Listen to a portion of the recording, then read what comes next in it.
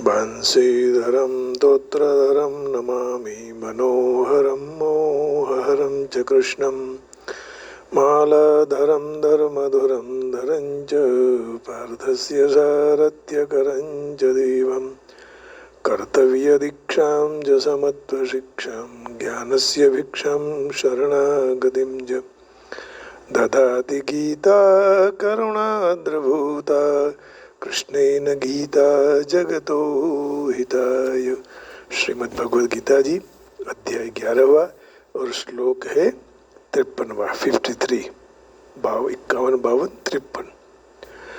पूर्व श्लोक में जो बात कही उसी बात को भगवान आगे पुष्टि करते हैं कि सुदुर्दर्शमिदं रूपम दृष्टवानसि यन्मम देवाप्यस्य रूपस्य निरतं नित्यम दर्शन कांक्षण।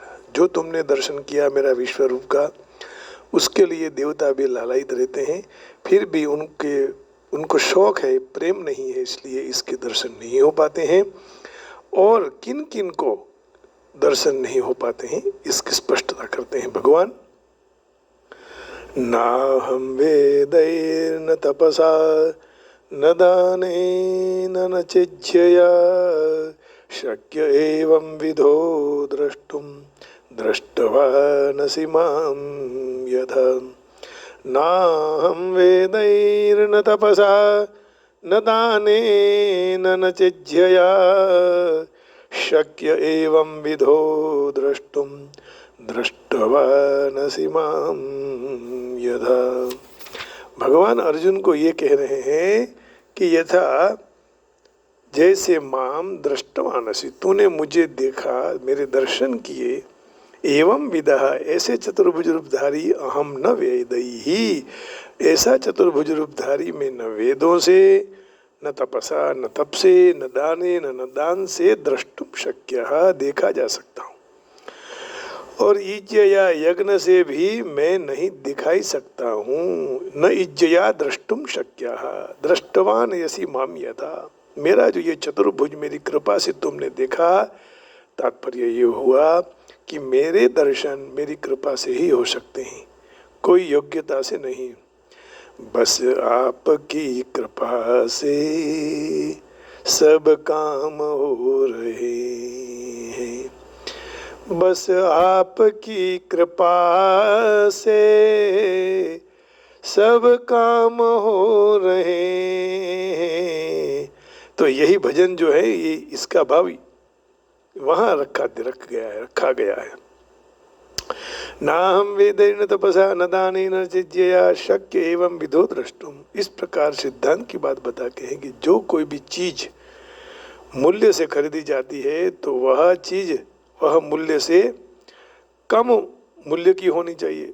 जैसे कोई दुकानदार एक घड़ी 100 रुपये में बेचता है तो वह घड़ी कम से कम मूल्यों में ली हो, कम पैसों में, तो वह यदि 100 रुपये में देता है ત્યારે તે 100 રૂપિયામાં આપે ને, जो कम रुपये में मिली हो तभी वो दे सकता है। ओछा मूल्य का हो तब दुकानदार दे सकता है। तो इसी तरह अनेक वेदों का अध्ययन करने से, बहुत क्या है, तपस्या करने से, बहुत दान देने से, बहुत यज्ञ करने से भगवान मिल जाएंगे, ये बात नहीं है। कितनी भी बड़ी महान क्रिया न हो, जैसे गुजराती में अभी कहा ना कि जो जे चीज कोई मूल्यથી ખરીદવામાં આવે છે તે ચીજ તે મૂલ્યથી ઓછા મૂલ્યની હોય છે। माने दुकानदार कोई भी चीज बेचता है तो कम पैसों में लाए हुए दूसरों को ज्यादा लेकर देता है। तो कितनी भी महान क्रिया हो, कितनी भी योग्यता संपन्न क्यों न की जाए, लेकिन उसके द्वारा भगवान खरीदे जा नहीं सकते। तमाम को मिलकर भगवत प्राप्ति का मूल्य कभी नहीं हो सकता है। उसके द्वारा भगवान पर भी अधिकार वह नहीं जमा सकता है, पैसे होते हुए भी, पद होते हुए भी, प्रतिष्ठा होते हुए भी।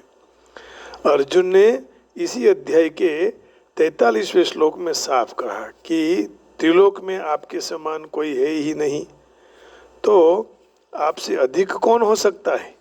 आपके समान नहीं है तो फिर अधिक कैसे हो सकता है? पितासि लोकस्य चराचरस्य त्वमस्य पूज्यश्च गुरुर्गरीयान् न त्वत्समोऽस्त्यप्यधिकः कुतोऽन्यो लोकत्रयेऽप्यप्रतिमप्रभाव। आप ही चराचर जगत के पिता हैं, आप ही पूजनीय हैं, आप ही गुरुओं के महान गुरु हैं। ये अनंत प्रभावशाली भगवान, इन तीन लोकों में आपके समान दूसरा कोई है ही नहीं, तो आपसे बढ़कर चढ़ियाता बड़ा कौन हो सकता है? कोई भी नहीं। गुरुर गरीयान अभ्यधिकः कुतः न अस्ति, आपसे बढ़कर कोई हो ही नहीं सकता। ये बात कह भी नहीं सकते हैं। तो यहाँ ये बात की यज्ञ से, तप से, दान से मैं नहीं मिल पाता हूँ।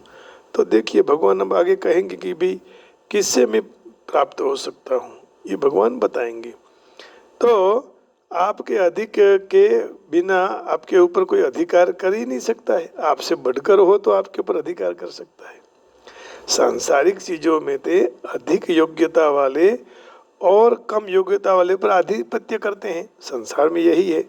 जैसे छोटे आदमी पर बड़े आदमी की निगरानी रहती है, और पैसे से हो, धन से हो, ज्ञान से हो, पद से हो, प्रतिष्ठा से हो, फिर उसका शोषण किया जाता है आधिपत्य जमा कर। ये गलत है।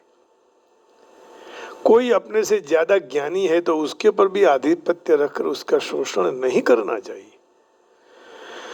कोई दानी है, कोई वीर है, कोई सेवाभावी है, कोई दीन है, गरीब है, तो उसके पर भी आधिपत्य नहीं जमाना चाहिए। कभी भी शोषण किसी का मत करो।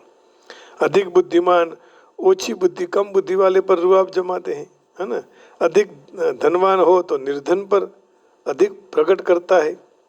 परंतु भगवान कोई बल, बुद्धि, योग्यता, व्यक्ति, वस्तु आदि से हम खरीद नहीं सकते हैं, क्योंकि भगवान के संकल्प मात्र से तत्काल अनंत ब्रह्मांडों की रचना हो जाती है।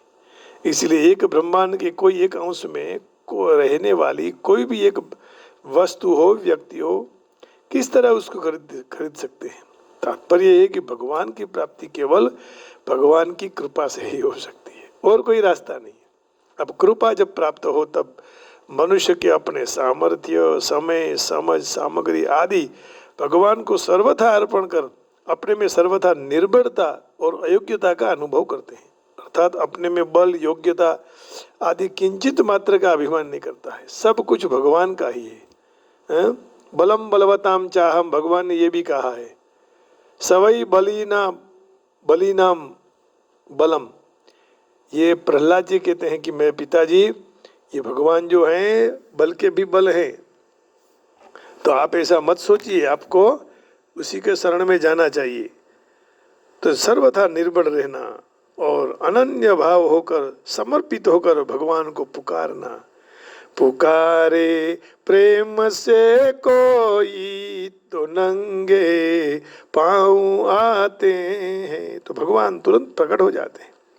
जब तक मनुष्य के अंतःकरण में प्राकृत वस्तु, योग्यता, बड़, बुद्धि आदि का महत्व और उनका ही सहारा रहता है, तब तक वह भगवान के अत्यंत नजदीक होते हुए भी दूर चला जाता है। भगवान दिखाई नहीं देते हैं और वो भी दूर चला जाता है। इस श्लोक में दुर्लभता बताई कि चतुर्भुज के लिए दिखाई है कि चतुर्भुज दुर्लभ है, विश्व रूप के लिए नहीं। जो इसको विश्व रूप का यदि मान लिए तो पुनरुक्ति दोष आ जाएगा। इसलिए पहले 48वें श्लोक में विश्व रूप की दुर्लभता बताई गई। दूसरी बात, अग्रिम श्लोक में भगवान ने अनन्य भक्ति से अपने दर्शन शक्य है ऐसा कहेंगे। भक्त्या त्वनन्यया शक्य अहमेवं विदोऽर्जुन ज्ञातुं द्रष्टुं च तत्त्वेन प्रवेष्टुं च परन्तप।